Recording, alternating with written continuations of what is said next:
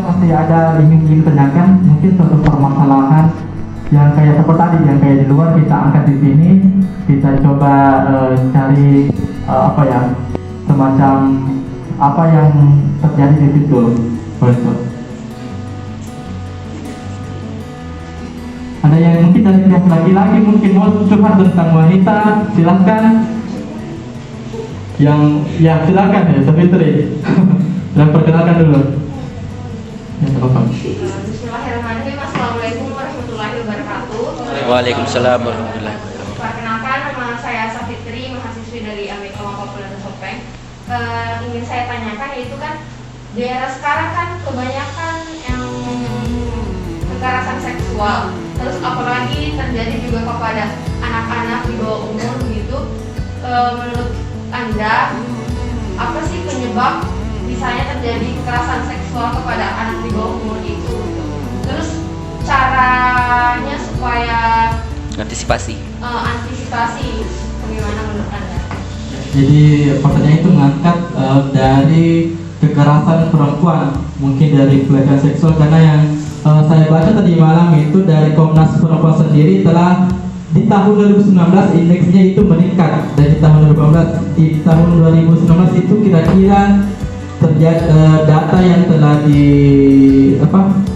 dikumpulkan ada 471.000 lebih kasus tentang kekerasan perempuan. Dan lagi itu ada pelecehan seksual. Jadi pertanyaannya bagaimana kita sebagai wanita untuk mengantisipasi hal-hal tersebut. Nah, seperti itu. Ya, terima kasih untuk pertanyaan yang telah diberikan. Membahas kemudian mengenai wacana kekerasan seksual yang sekarang sedang sangat maraknya, dan juga sekarang itu RUU PKS sekarang menjadi pro kontra di pembahasan masyarakat. Nah, untuk sebenarnya kalau pertanyaannya adalah bagaimana wanita mengatasi kekerasan ini, sebenarnya kalau menurut saya itu bukan persoalan mengenai kesetaraan, mengenai kekerasan seksual itu bukan cuma persoalan perempuan, bukan cuma perempuan yang harus atasi, tapi juga laki-laki. Itulah kenapa dalam forum-forum seperti ini kadang teman laki-laki itu mengatakan saya tidak perlu masuk di forum ini karena saya kan bukan perempuan. Itu bukan permasalahan saya. Padahal sebenarnya akar dari ketidaksetaraan gender itu adalah berakar dari ketidakadilan sosial itu sendiri. Nah, ada kemudian konstruksi gender yang terjadi. Misalkan sebenarnya panjang sih sejarahnya, kenapa kemudian perempuan dan laki-laki ini ada ketidaksetaraan atau ada gap yang terjadi untuk perlakuannya. Kan di sini kita hal mendasar sebenarnya yang perlu kita pahami menurut sependek pengetahuan saya ya teman-teman. Seks dan gender itu kan berbeda. Nah, kondisi biologis kita seperti kodrat dan gender itu. Kodrat seperti melahirkan, menyusui itu adalah kodrat yang tidak bisa kita pertukarkan. Sedangkan gender ini adalah suatu konstruksi sosial. Misalkan perempuan itu harus seperti ini, laki-laki itu harus seperti ini. Nah, itu adalah konstruksi sosial yang terjadi dalam masyarakat kita. Untuk sejarahnya sendiri itu sudah sangat panjang. Jadi lagi saya mengatakan kalau perempuan dan laki-laki itu harus bekerja sama untuk mengatasi kekerasan seksual ini. Kemudian mengenai kekerasan seksual, mengenai penyebabnya sendiri, mungkin dalam penanganan kasus kekerasan seksual itu ada yang mengatakan bahwa pakaian perempuannya yang mengundang. Padahal sebenarnya ada juga kok kasus yang lain, perempuan memakai pakaian tertutup tapi masih menjadi korban kekerasan seksual. Jadi yang perlu kita pertanyakan di sini adalah haruskah pakaian perempuan saja yang dikontrol, tapi laki-lakinya tidak? Nah, seharusnya kan laki-lakinya juga diberikan arahan kalau kalian itu harus menghargai juga perempuan, bukan cuma perempuannya yang terus-menerus diberikan arahan kamu tidak boleh berpakaian seperti ini karena nanti mengundang. Padahal dengan memakai pakaian tertutup pun laki-laki juga bisa melakukan kekerasan seksual kepada perempuan itu sendiri. Jadi harus ada kerjasama yang rata antara laki-laki dan perempuan. Oke, mungkin bisa tangkap, tapi mungkin saya ingin ada tanggapan dari laki-laki. Ya, silakan. Assalamualaikum warahmatullahi wabarakatuh. Menarik tadi pembahasannya mengenai cara berpakaian dari untuk tolak ukurnya perempuan sama laki-laki. Kan kita ketahui sekarang cara berpakaiannya perempuan bukannya semakin maju, tapi mengalami kemunduran. Karena kita ketahui cara berpakaiannya orang zaman dahulu itu hanya memakai sehelai penutup begitu. Jadi bukannya pola berpakaian perempuan sekarang tidak maju, tapi mengalami pemerosotan. Tadi tolak ukurnya perempuan dari segi pandangan laki-laki. Nah, yang dari saya laki-laki sendiri, saya lihat sekarang perempuan bukan lagi untuk menutupi aurat, tapi untuk mempertontonkan auratnya. Ya. Maaf. Yang kita saksikan Kak, bagaimana kemudian kakak Arinda WP menanggapi hal tersebut. Bukannya cara berpakaian perempuan sekarang lebih maju, tapi mengalami pemerosotan. Bagaimana kakak jalan untuk menanggapinya? Ya, terima kasih Kak. Dengan Kak siapa? Kak Tula. Ya, terima kasih Kak Tula. Membahas kemudian mengenai pakaian perempuan ya. Baru-baru ini kemarin mungkin teman-teman juga dapat kasus influencer yang melepas hijab itu yang sempat viral. Nah, di situ juga menimbulkan pro kontra ya teman-teman. Tapi kalau saya pribadi sebenarnya kita sebagai sesama muslimah itu saya tidak berani juga menjudge orang yang mengambil keputusan untuk dirinya sendiri, karena tingkat keimanan seseorang itu kita tidak bisa nilai, cuma Tuhan yang tahu. Kalau saya pribadi memandang seperti itu. Dan sebenarnya untuk para perempuan yang tidak memenuhi, yang sekarang itu berpakaian dengan tidak mengikuti tata aturan yang berlaku, sekarang kan kita dipengaruhi oleh budaya barat dan timur. Nah, tergantung dari teman-temannya saja mau mengikuti yang mana, karena untuk tingkat keimanan teman-teman dengan Tuhan juga teman-teman yang tahu kan. Nah, kita tidak bisa mengukur, misalkan mohon maaf saya bilang seperti ini, para pelaku prostitusi. Nah, teman-teman pernah nggak nonton film judulnya itu Nur? Nah, ini adalah seorang pelacur, tapi setiap sholat subuh itu dia selalu pergi ke dekat gang-gang itu untuk melakukan sholat subuh, meskipun sebenarnya dalam pandangan masyarakat bahwa kamu tidak bisa masuk masjid karena kamu begini, karena itu kan memang pandangan masyarakat untuk seorang pelaku prostitusi seperti itu. Tapi siapa sangka dia pun sebenarnya sedang mencari Tuhan, teman-teman. Dia lahir dalam keluarga yang seperti itu bukan maunya terlahir dalam keluarga seperti itu. Ya, itu tadi bukan maunya untuk lahir dari keluarga seperti itu. Dia selalu mencari Tuhan dengan mencuri-curi pergi ke depan masjid setiap sholat subuh mendengarkan dakwah, karena dia dilarang untuk masuk ke rumah Tuhan hanya karena dia berasal dari keluarga prostitusi. Tapi siapa sangka imannya itu tidak goyah. Jadi kita tidak bisa ukur seseorang dari luarnya saja. Don't judge by cover, teman-teman.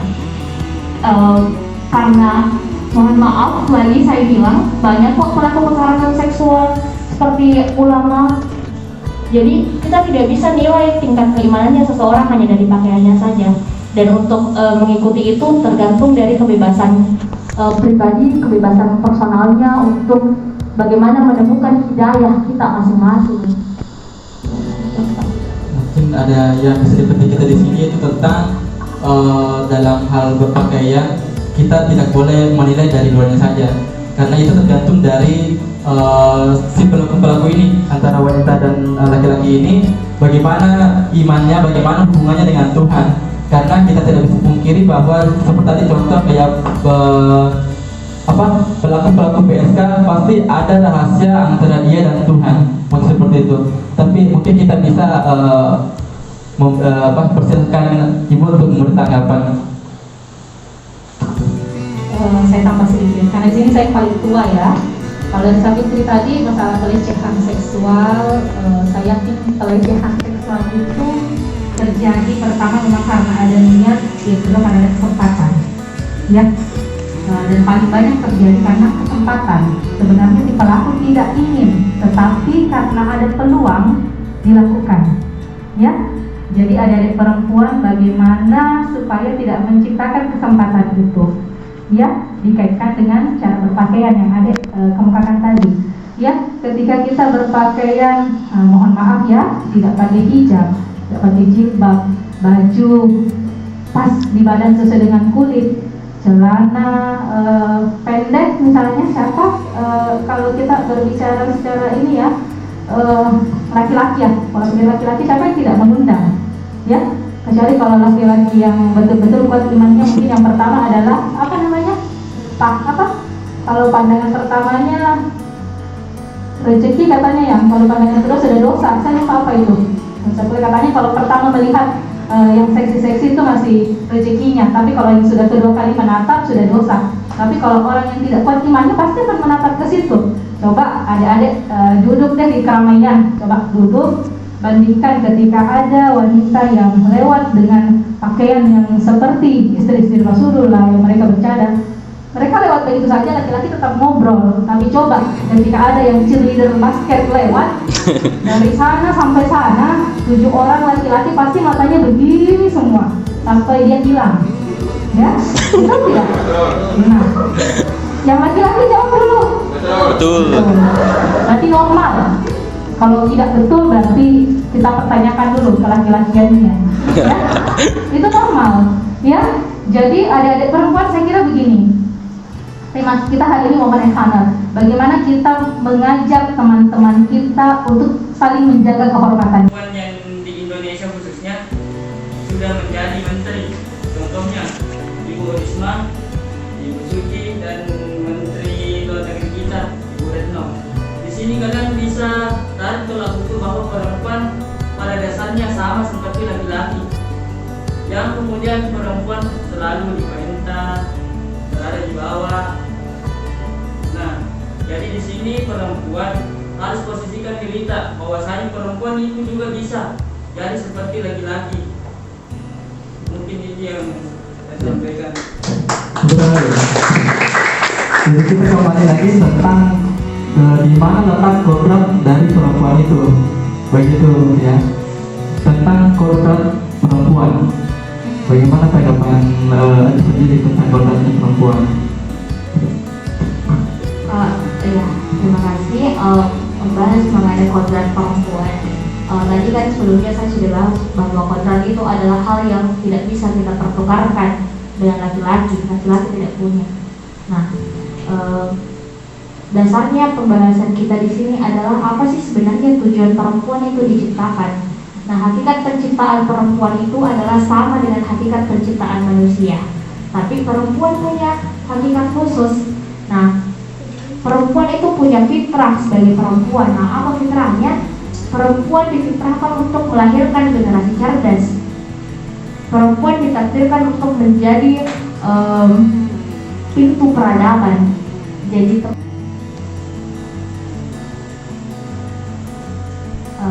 jadi pertanyaannya itu bagaimana peran perempuan ini dalam teknologi.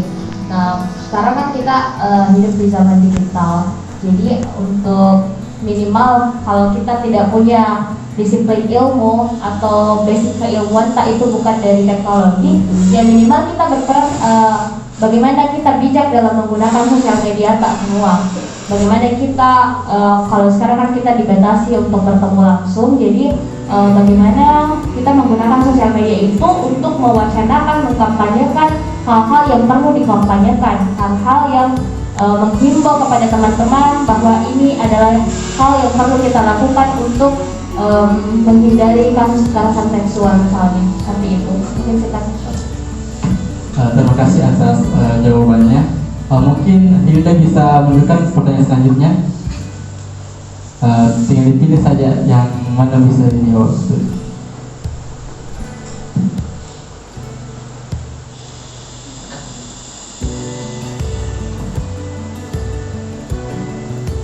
Mungkin bisa dibacakan dulu pertanyaannya.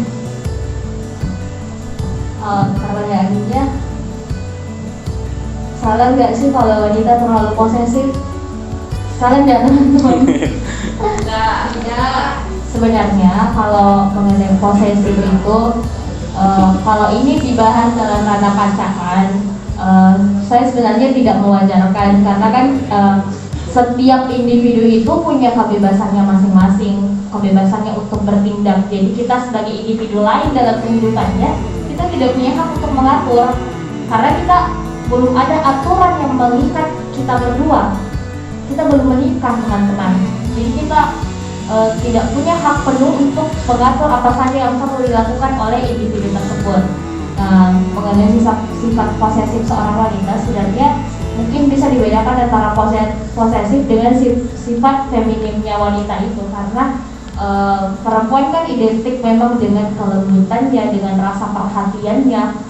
Sifat, kalau dalam Islam itu disebut sifat jamaliyah, sifat kelembutan yang beriringan dengan sifat jalaliyah atau sifat keperkasaannya Tuhan yang saling melengkapi dalam diri perempuan dan juga dalam diri laki-laki. Jadi mungkin teman-teman laki-laki bisa memahami bahwa dalam diri perempuan itu dominan memang sifat jamaliyahnya, sifat keindahan, kelembutan, rasa kasih sayang itu memang dominan. Jadi wajar saja kalau perempuan itu punya banyak aturannya, kalau kita ini tidak boleh seperti ini karena nanti begini, karena memang basic sifatnya seperti itu.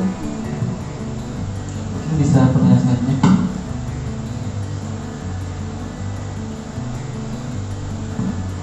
Assalamualaikum Kak. Waalaikumsalam. Bagaimana sih perempuan yang sukses? Kalau saya sendiri, menurut saya perempuan yang sukses itu adalah perempuan yang bisa memposisikan dirinya dalam keluarga, dalam masyarakat, yang bisa menjalankan perannya sebagai seorang anak, seorang ibu, dan juga sebagai seorang istri, dan juga sebagai anggota masyarakat. Bagaimana perempuan ini bisa berguna bagi sekitarnya.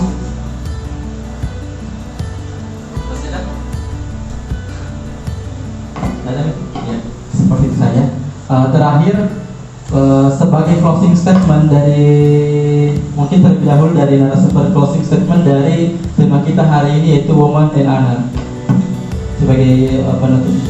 Ya, sebagai penutup mengenai tema kita yaitu perempuan dan kehormatan, lagi-lagi saya harus mengatakan kalau perempuan dan laki-laki adalah manusia. Pada dasarnya perempuan dan laki-laki itu setara. Dalam Islam pun memandang perempuan laki-laki adalah manusia. Jadi perempuan dan laki-laki ini adalah dua insan yang saling melengkapi dalam muka bumi ini. Perempuan adalah manifestasi Tuhan di dunia ini. Perempuanlah yang paling dekat dengan sifat Rahman dan Rahim, rasa kasih sayangnya Tuhan.